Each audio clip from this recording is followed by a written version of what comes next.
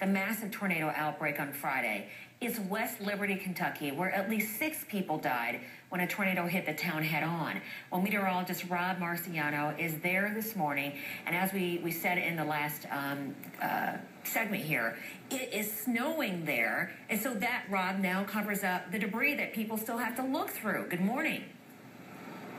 Good morning, Robin. Yeah, it's just one more obstacle these poor people have to deal with, and it also illustrates just how incredibly different these air masses were. Cold temperatures well into the 70s and tornadoes and humidity on Friday, and now we've got snow and temperatures in the 20s, and you're right, it's not helping matters. It's going to make things cold, obviously wet, but that makes things everything more dangerous. Cleanup already is dangerous in tornado zones with all the debris and nails and glass that you have to deal with, and this just covers that and camouflages it and slickens it up. Look behind me, this is Main Street, which, by the way, is still shut down to residents and the public.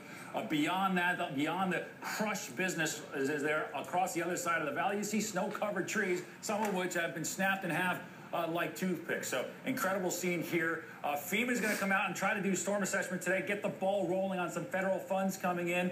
President Obama says, you know, if they need it, he'll try to expedite that. The governor here has asked for it to become a national disaster area.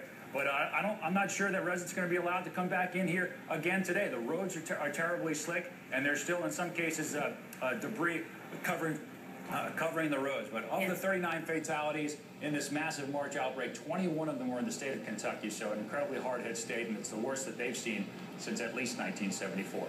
You know, I'm concerned about the people who survived this storm in this particular town, Rob.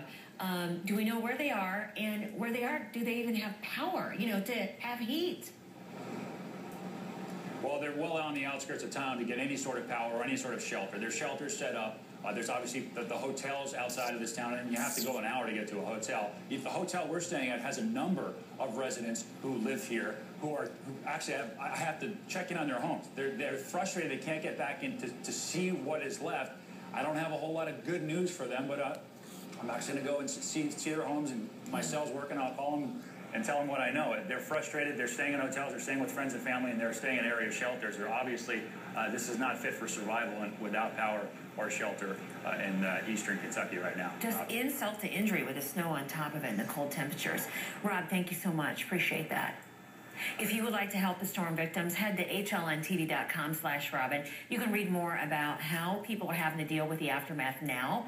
And isn't it amazing? He said that the hotels are an hour outside of that town. Yeah. An hour. Wow. All right, other news of the day right now.